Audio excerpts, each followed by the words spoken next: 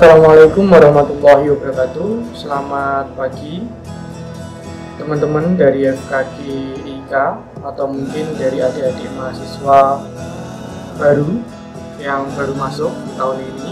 Selamat sudah menjadi mahasiswa Fakultas Kedokteran Gigi. Selamat bergabung. Perkenalkan, saya Faikar Arden Arganegara. Di sini saya merupakan alumni dari FKG IK angkatan mungkin baru lulus tahun 2020 kemarin. Alhamdulillah kemarin juga baru selesai disumpah. Di sini saya mungkin ada beberapa teman yang sudah pernah ketemu saya atau mungkin yang belum sama sekali. Ya. Di sini saya kemarin dimintai tolong dari pihak BMFKG untuk memberikan sedikit trik atau tips, atau mungkin kalau enaknya adalah sharing aja ya, sharing. Jadi sharing tentang bagaimana untuk menjadi sukses akademik, bagaimana untuk menjadi mahasiswa yang ikut organisasi, pengalaman-pengalaman yang mungkin nanti bisa saya ceritakan. Gitu. Oke, kemarin saya sudah disiapkan beberapa pertanyaan dari adik-adik dari BMFKG. Langsung aja ya. Untuk pertanyaan pertama, ya ini apa arti sukses menurut Dr. Faikar? Okay. Kalau kita ngomongin sukses, ya sukses itu coba kita hilangkan dulu mindset tentang sukses akademik. Banyak teman-teman yang bilang bahwasanya kamu tuh dikatakan sukses akademik apabila kamu punya IPK tertinggi, kamu punya kamu nggak lulus ujian blok, kamu skill selalu cepet terus, selalu selesai terus, kamu lulus dokter gigi cuma beberapa tahun atau mungkin on time. Itu coba dihilangkan semua, karena sukses akademik itu bukan seperti itu kalau menurut saya. Ketika kamu sukses akademik, sukses itu berarti adalah ketika kamu sudah berhasil menjalani tugas atau visimu atau tujuan, ya. Karena menurut saya, ketika kamu sudah menjadi dokter gigi, kalian tuh belum berhasil. Kenapa? Karena tujuan kalian tuh nggak mungkin cuma sebagai dokter gigi, ya kan? Ketika kamu sudah menjadi dokter gigi, itu baru merupakan awal dari karir kalian. Jadi belum dikatakan sukses. Karena masih banyak lagi tujuan-tujuan yang mungkin kalian inginkan. Contoh, mungkin kalian ingin kerja di rumah sakit, kalian ingin menjadi direktur rumah sakit, kalian ingin menjadi PNS, kalian ingin masuk spesialis, atau mungkin kalian ingin menjadi dosen. Nah, itu jadi sukses akademik itu bukan berarti kalian tepat waktu enggak ya, dan sukses itu bukan berarti kalian selesai enggak. Kalian masih baru awal atau karir. Nah, kalau menurut saya yang dinamakan dengan sukses akademik itu adalah ketika kalian benar-benar sudah mengambil ilmu atau menyerap ilmu yang ada di kampus kalian, kemudian kalian aplikasikan ke masyarakat dan kalian kembangkan. Itu yang mungkin boleh dikatakan dengan sukses akademik. Nah, gimana trik dan trik?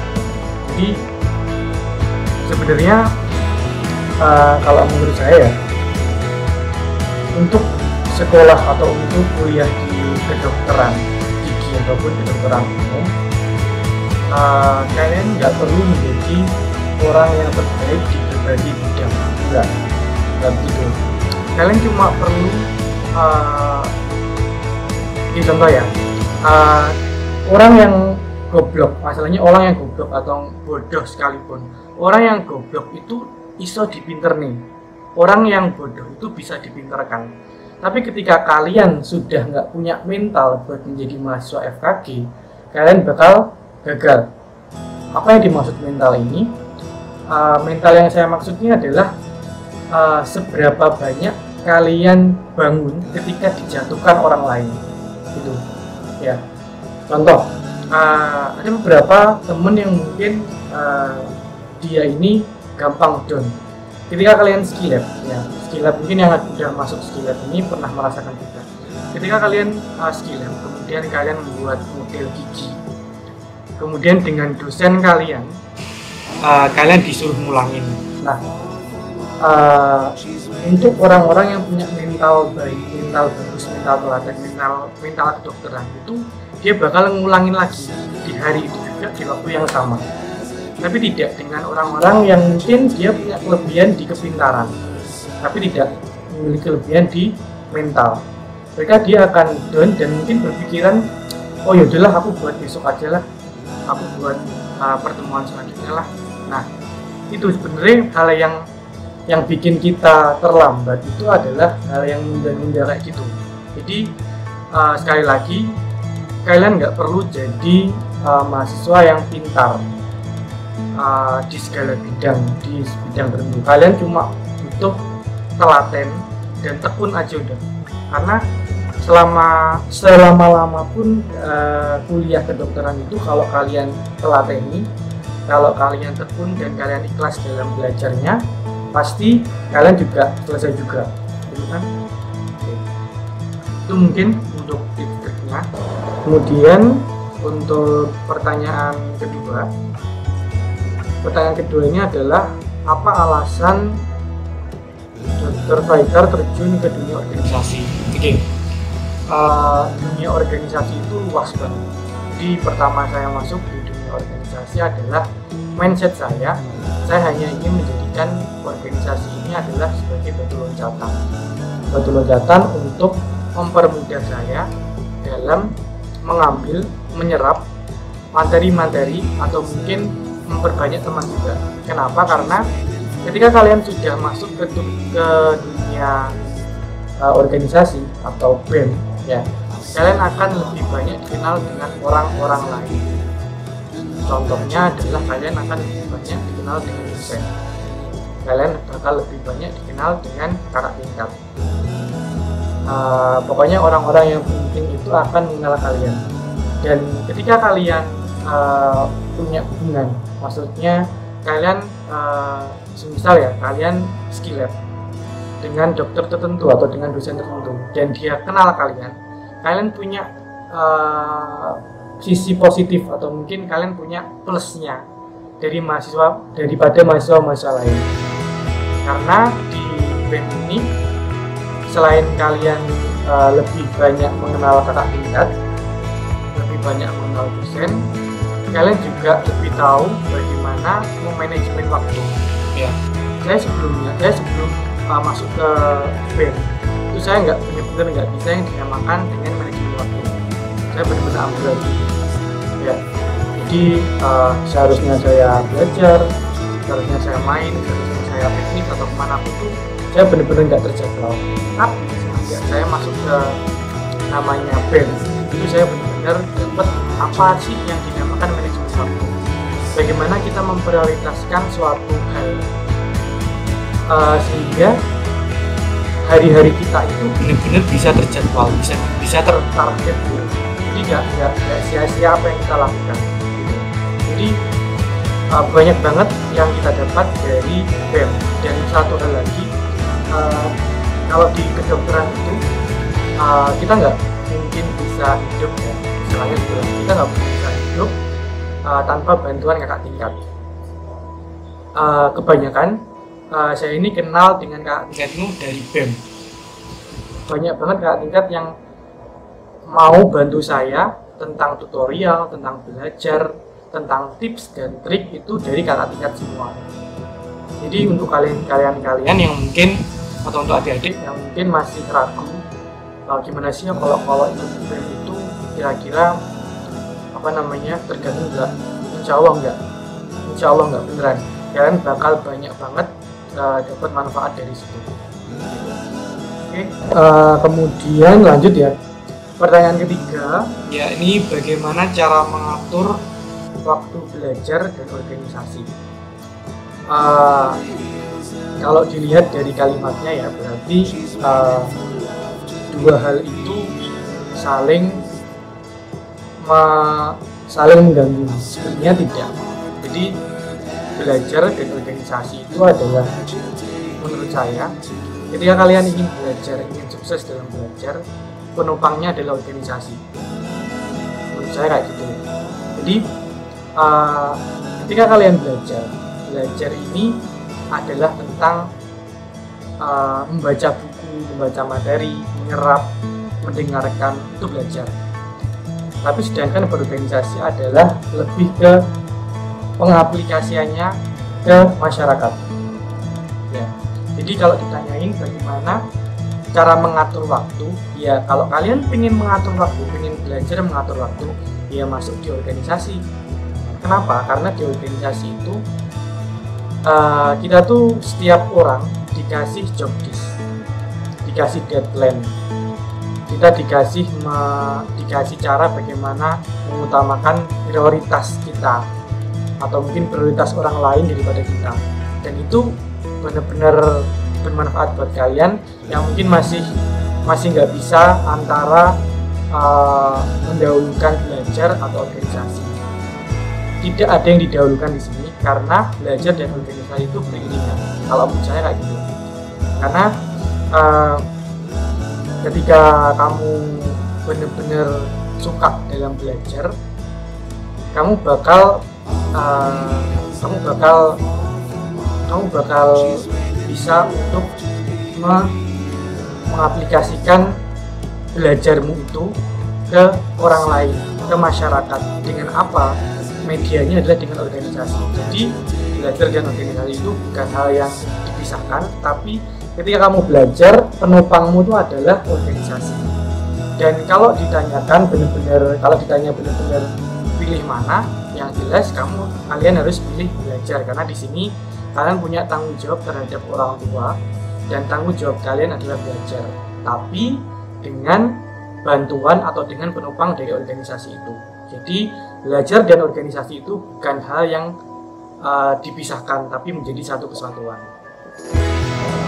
Oke, kemudian pertanyaan nomor 4, yakni tentang suka duka menjadi mahasiswa FKG dan gubernur FKG.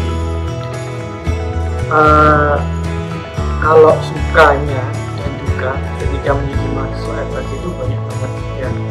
Ketika kalian menjadi mahasiswa, mungkin titik terendah kalian atau mungkin klimaks kalian itu di dunia perkuasaan.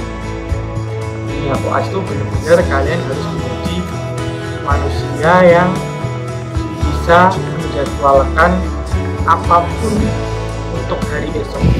Kalian setiap hari itu harus punya target dan jadwal yang harus kalian tempuh. Ketika target itu tidak terlaksana, kalian harus punya pilihan target B, target C, dan target D. Gitu. Jadi sukanya kayak gitu. Sukanya kita tuh lebih banyak bekerjanya daripada mungkin teori-teorinya ya. Kalau saya sih lebih suka bekerjanya, kerja pasien daripada untuk teori, padahal kedua itu harus benar-benar seimbang. Kemudian di koas ini kita lebih banyak mengenal macam karakter pasien yang mungkin kita jarang berinteraksi dengan orang, dengan manusia, dengan masyarakat. Kita tuh harus dituntut buat benar-benar orang yang menjadi benar-benar mahasiswa atau orang yang benar-benar suka dengan berinteraksi sosial. Itu harus dituntut kayak gitu, itu sukanya. Kemudian kalau dukanya adalah mungkin banyak dari teman-teman koas yang sering cerita kalau biasanya di koas itu nanti pasien datang, dosen datang sudah siap semua tapi kubikel nggak ada, atau mungkin kebalikannya semua. Kalau duka sih tergantung ya dari kita, yang jelas banyak banget dukanya juga. Jadi suka dan duka itu di mahasiswa seimbang banget, di koas seimbang banget, tergantung kita menjalaninya dengan ikhlas atau enggak. Yang jelas di dunia koas ini adalah kenangan yang indah, tapi kalian nggak bakal pengen ngulangin lagi gitu. Kemudian kalau suka dukanya menjadi gubernur BMFKG, banyak banget sukanya. Jadi kita ini dari BMFKG, untuk sukanya adalah kita benar-benar jadi suatu kelompok yang mungkin percaya antara satu dengan lain. Kenapa kita bisa percaya? Karena setiap ada masalah di BMFKG atau mungkin ada permasalahan, kita lakukan musyawarah. bagaimana pendapat si A, pendapat si B, dan pendapat si C. Jadi setiap masalah itu justru membuat kita makin kompak gitu. Jadi kadang itu ingat kalau rapat sampai malam jam 2, jam 1, sedangkan besok ada ujian, dan itu kita lakukan benar-benar dengan ikhlas ya. Ikhlas itu menjadi kunci buat kita, supaya ketika kita melakukan organisasi, kita masuk ke organisasi itu, kita nggak terbebani. Yaitu caranya adalah ikhlas gitu. Untuk dukanya banyak banget, apalagi di periode saya itu dukanya itu banyak ya. Jadi ketika kita sudah ingin buat memajukan BEM FKG pada waktu itu, kita sudah benar-benar siap dengan BEM FKG yang on fire istilahnya, tapi ada beberapa oknum yang mungkin masih berat buat melepas kita atau berat buat mendukung kita. Jadi itulah pokoknya dukanya tuh banyak juga, sukanya juga banyak juga. Jadi buat adik-adik yang ingin masuk BEM FKG khususnya, semangat, jangan pernah takut dan jangan pernah punya pikiran kalau organisasi itu bakal membebani kalian. Enggak, justru organisasi itu bakal membantu kalian, membuat kalian lebih banyak tahu tentang kampus dan sivitas akademika FKG IKA. Oke, pertanyaan kelima, pengalaman yang tidak terlupakan selama ada di FKG. Semua hal yang saya lakukan di FKG adalah hal-hal yang tidak pernah bisa saya lupakan. Itu merupakan suka dan duka yang pasti saya ingat-ingat sampai nanti udah tua, dan itu merupakan pengalaman paling berharga saya di hidup saya. Kemudian untuk pertanyaan selanjutnya, ya ini 3 kata yang mewakili Dr. Faikar untuk memberi semangat kepada teman-teman maupun adik-adik FKG IKA. Kayaknya kalau 3 kata nggak muat ya. Jadi gini jadi gini teman-teman, kalian ini yang mungkin lagi menempuh kuliah atau menempuh skill lab, menempuh tutorial dan lain sebagainya, coba deh ingat orang tua kalian di rumah. Kalian di sini merupakan orang-orang yang terpilih, jangan sampai ada sampai sekarang yang merasa aku tuh orang yang nggak pantas buat masuk FKG. Enggak, kalian tuh bener-bener pantas. Tidak ada yang namanya beruntung. Aku tuh cuma beruntung masuk FKG IKA. Enggak ada yang namanya gitu. Beruntung itu di dalam agama itu nggak ada. Yang ada namanya takdir. Ketika kalian masuk ke FKG IKA, berarti itu adalah takdir yang diberikan oleh Allah, oleh Tuhan. Bahwasanya kalian tuh pasti mampu dan dipercaya buat masuk FKG IKA.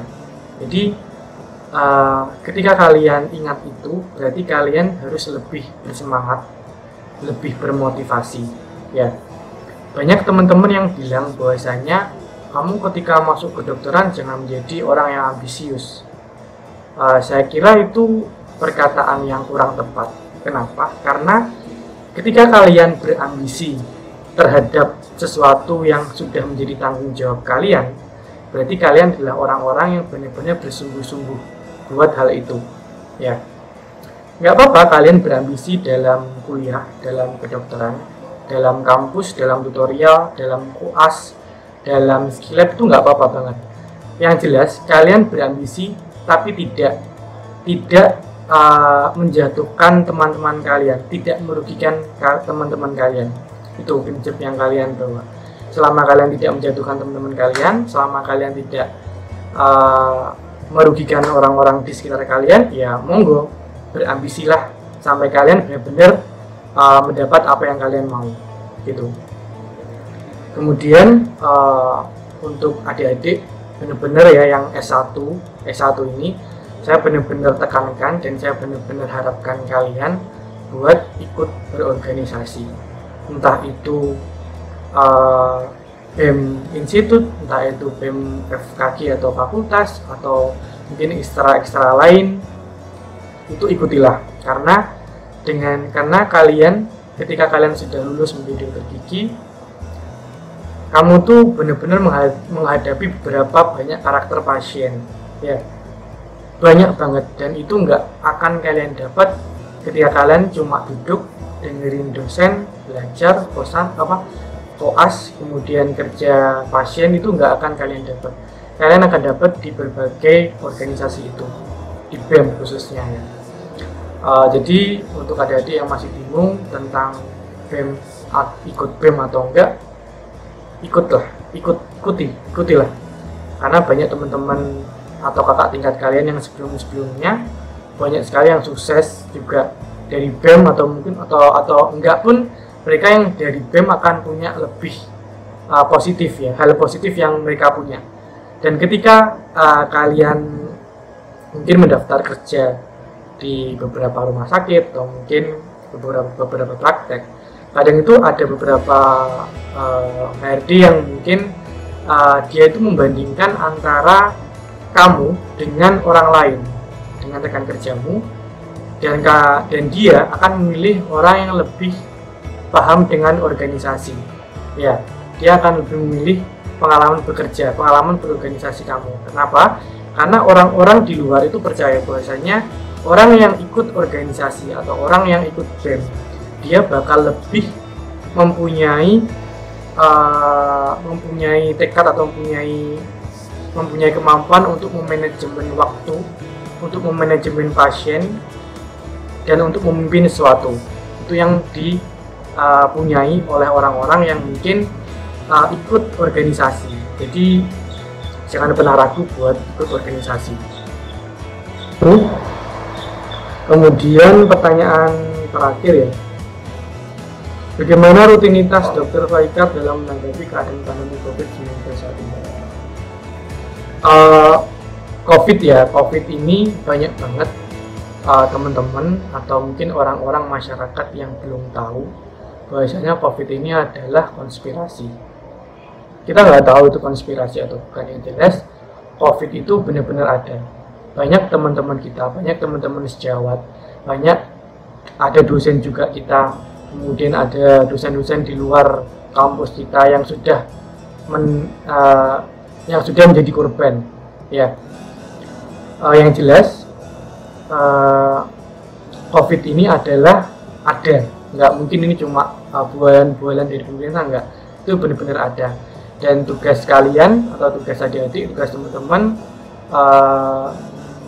terutama untuk mahasiswa adalah tetap menjadi mahasiswa yang aktif, mahasiswa yang memberikan edukasi terhadap orang-orang yang tidak sesuai protokol.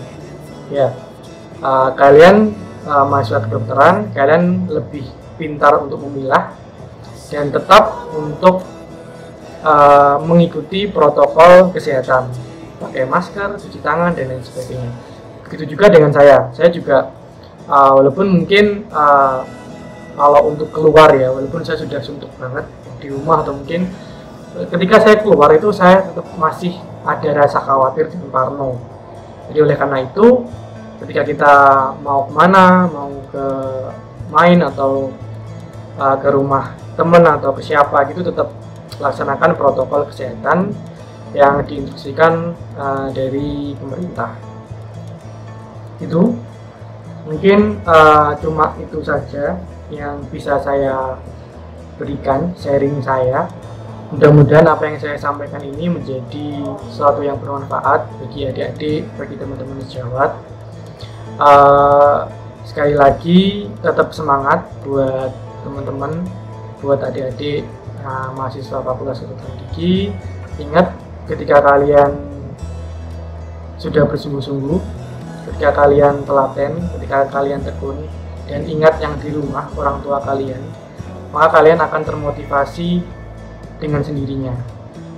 Kalian nggak perlu yang namanya pinter, enggak. Orang bodoh itu bisa dipinterkan, uang goblok itu bisa dipinterkan.